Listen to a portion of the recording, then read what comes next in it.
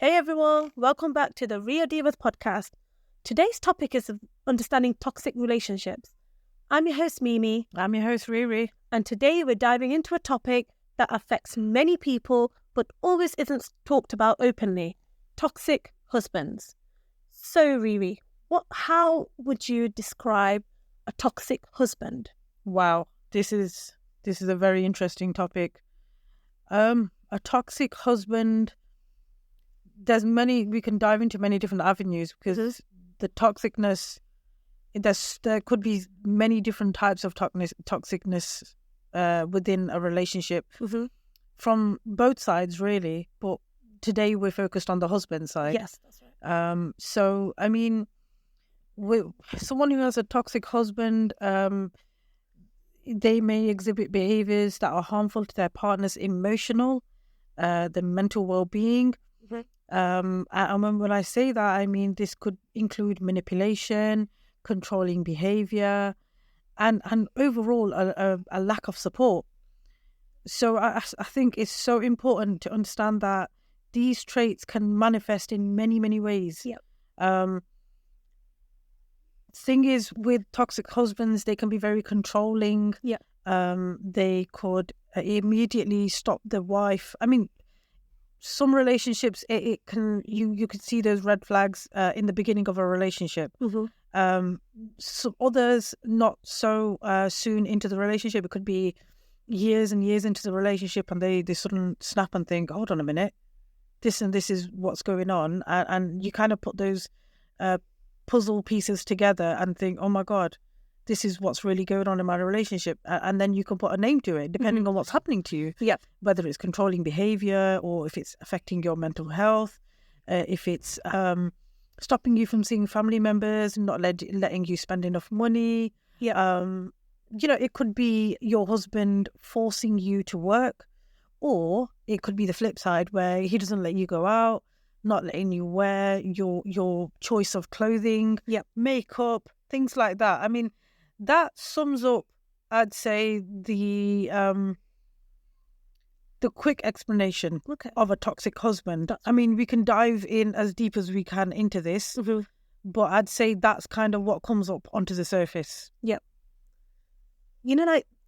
Obviously you've spoken about quite detail. There are some signs as well of when you're in a toxic relationship, because it's like you might not know straight away that you're actually in a toxic relationship, especially if your husband's like, oh, he's all happy jolly, he gives you everything you ask for. He's basically showing you the brighter side. Yeah. And then you're like, oh, I'm happy. I'm really, really happy where I am. Yeah. But then all of a sudden things change, and it can be, honestly, when I think about it, it makes me understand that one minute he's okay or she's okay, because I don't want to just say he, because it can be the wife that can be toxic as well. So I specifically don't want to say the husband or, to offend anyone. So let's just put it as both of them. But I want to mention just husband for now, but obviously it can mean for both. But just talking about husband, he can be okay for, let's say, the first couple of months, weeks, however you put it. Well, that's like the honeymoon period, though. Yeah, exactly. So that, let's say, a couple of months or weeks, right? Yeah. And then you probably do something, and that will trigger him, like instantly. You've done something without knowing, and he's not happy now. And then you're all of a sudden seeing a change in his behavior, his attitude towards you, and then you're like, what have I done? You're questioning yourself. What have I done? And then it kind of leads to bigger things. So it starts off small, and then it gradually goes on big. And then you're obviously, again, blaming yourself that maybe I'm the problem. Maybe I'm not doing everything that he wants. And then the husband, like we said, we're mentioning, he can start off small. And even like, for example, if you do something, for example, you've achieved something, he can belittle you and say, oh no, that's nothing, or that's, don't be happy about it, it's nothing. He's making you feel that what you've achieved is not all that, because men feel like they wear the genes in the family. That's it. And anything to that kind of level where you're achieving something that can patronize them and make them feel Exactly. Especially if you, let's say, you want to go and spend time with your family and friends that you've not seen in that time of period that you've been with your husband. For example, if you're newly married or, however time you've had with your husband. Yeah. And then you're saying now, look, I'm going to meet my mum and dad or my sister or my friends that I've been from college, uni, work, anything. And then he's like trying to put a little barrier and say, no, you are not going. Or, oh, I don't want you to go. That kind of thing. They kind of put themselves as, I am sweet. Get it? Yeah. And you are not, but really behind that barrier, you are not going. You're not going anywhere. Thing is, so when two people get married, it's either a love marriage where your other half to be, what they're like, you know their habits, you know their likes and dislikes. So that kind of makes it a little bit easier. But then you've got the arranged marriages or, the marriages that are / love and arranged. Does that make sense? Yeah. So I think there's so much difference between these two relationships because everybody has a trigger. Every single person alive has a trigger. Yeah. And I think to get to know, and Islamically, we do have the right to get to know your other half to be married, to a certain extent.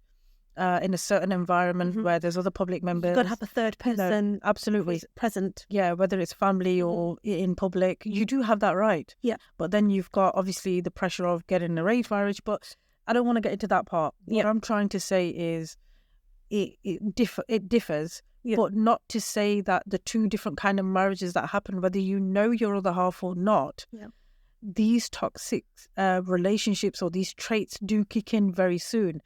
Whereas the other thing you got to really understand is the honeymoon period. Yeah. A lot of couples, if they're in love and they could, this honeymoon period could last up to a couple of months and they're still hunky-dory. Everything's, happy balloons and parties and all of that, going on dinners and all of that.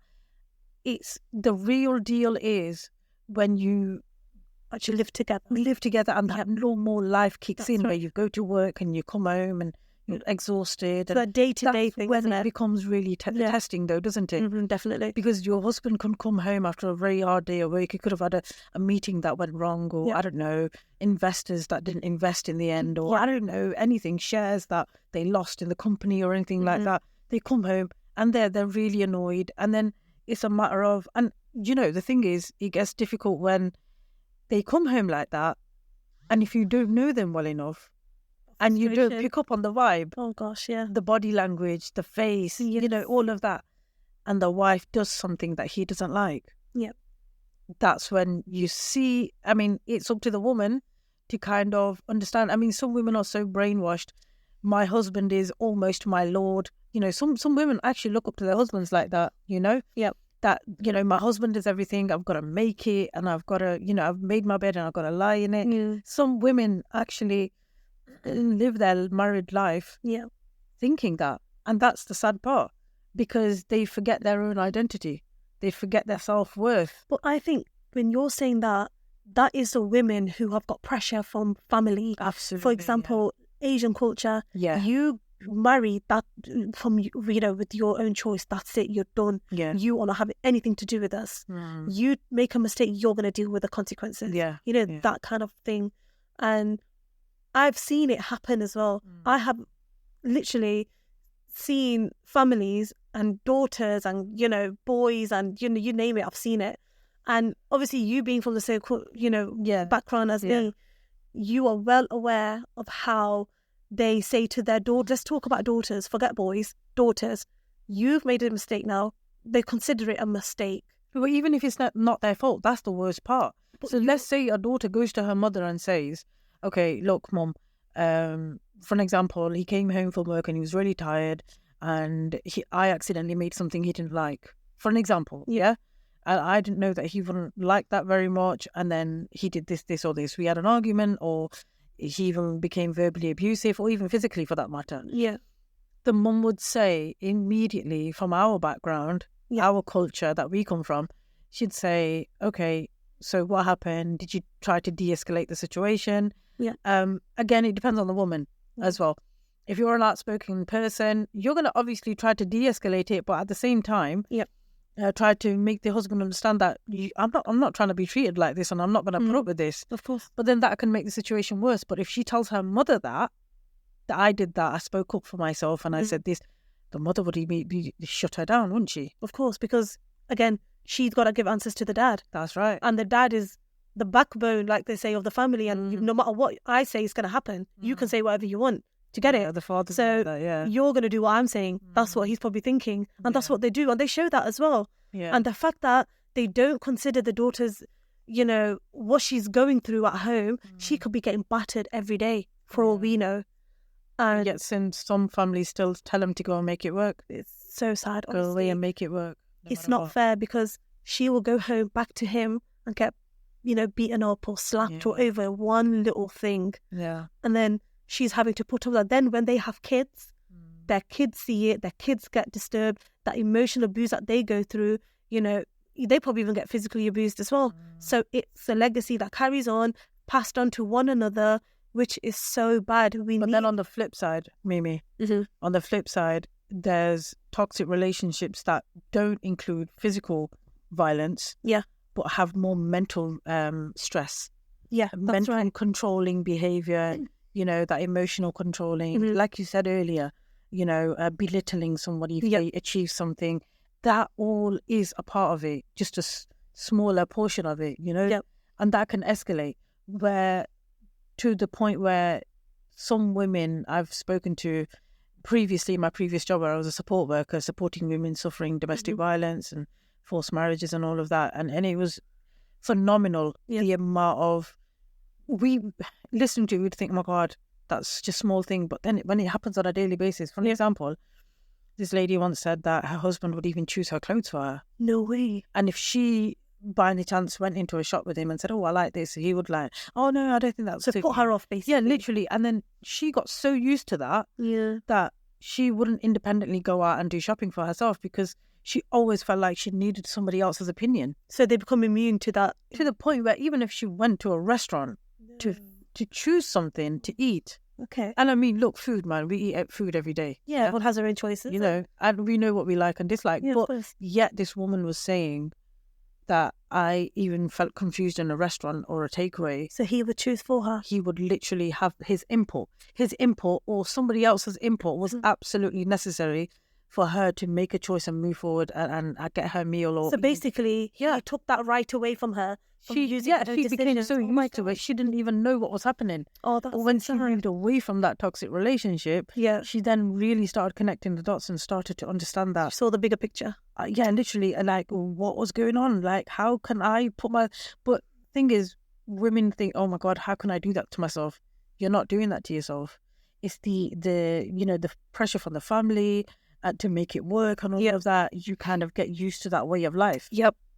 And some women don't even realise it. But that's so unfair, though. Absolutely. Because they're not understanding what she's going to go through. Yeah.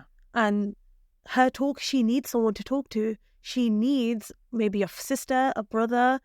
Honestly, brothers would be best to deal with this kind of situation, especially when it's toxic husband. Yeah. But I suppose everyone, brothers, I don't know what to even say about them, but she really needs someone to talk to. They need to open up. Obviously, if they're afraid. Yeah, well, if they don't want to contact authorities or, people out there, at least talk to a family member. Yeah. Someone who will advise you right. Not someone who will hear you and say, you know what, you'll be fine, just deal with it. But me personally, if I was going through a situation, I would choose somebody that's not part of the family. Yeah. Because, would you want to tell why you said that? Because, again, I'll go back to because of when I was a support worker and all the cases that we came across, and you kind of get an understanding, majority of the cases, the women that we've come across, they were afraid to approach family members just in case word went out. Right, Riri. Obviously, in every podcast, we do say to people, send us stories in. Yeah. I have a lady, sister, who sent me a story. She wants it anonymously read. So obviously no names mentioning, because she's a bit afraid that if things come out, then keep that family will know. Yeah. So I'm just going to go through with what she's emailed me.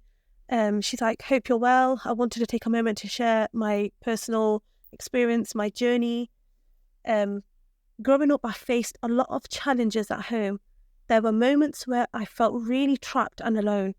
My parents had a difficult relationship, and I often found myself caught in the middle. The tension created an environment that was filled with fear and uncertainty. I remember feeling like I had something to walk on, even nothing to walk on. Example, eggshells, always worried and never knowing what would happen, anything that could set an argument off. One of the hardest moments for me was when I realised that the emotional abuse I was experiencing was affecting my self-esteem. I often felt worthless and like I didn't deserve to be happy. It also took a lot of time for me to recognise that I deserved better and that I wasn't alone in this. I eventually reached out to the school counsellor, and that was a turning point for me. They helped me understand that it was okay to talk about my feelings and seek support. Now I'm in a much better place and I'm learning to embrace my worth. Sharing my story helps me heal, and I hope it encourages others to speak up and express to someone who listens and advises them correctly. Thanks for listening. Wow. So that is actually incredible, because once she knows she's going through that because of obviously her family situation, and then she actually decided to get help.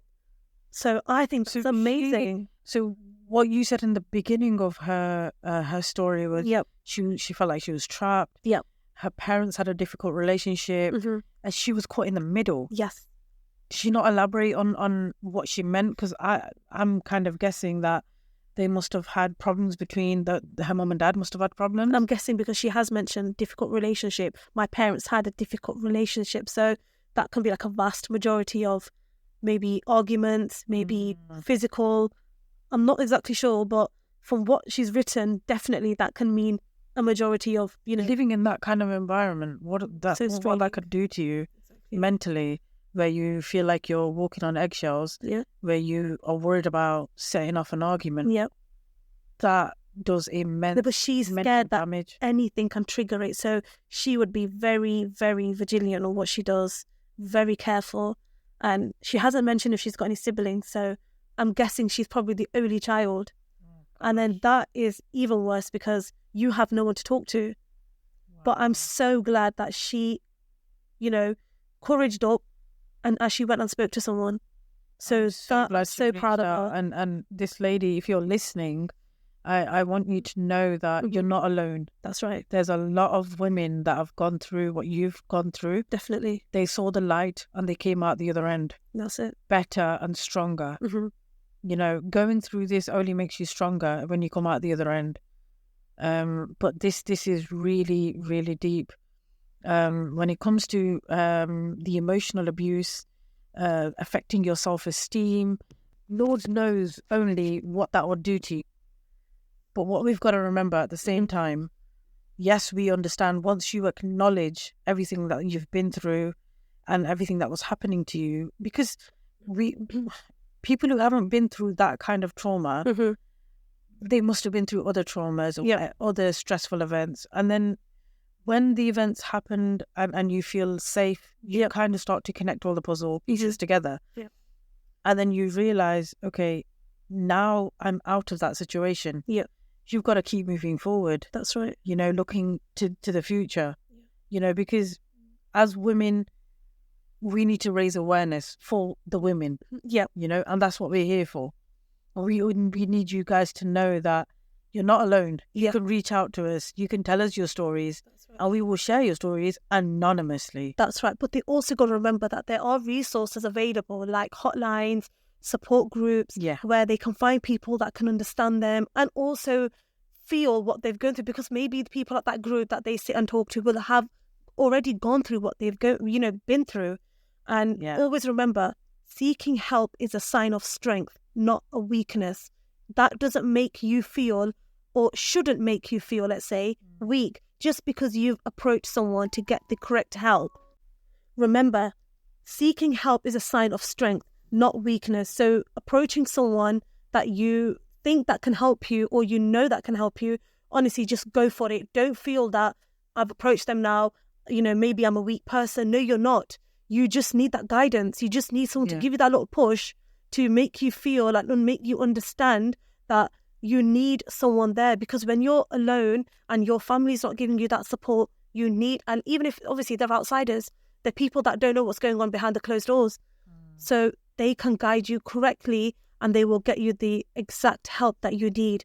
So even please go about for it. Yeah, even talking about it, it's like a burden. That burden, doesn't it?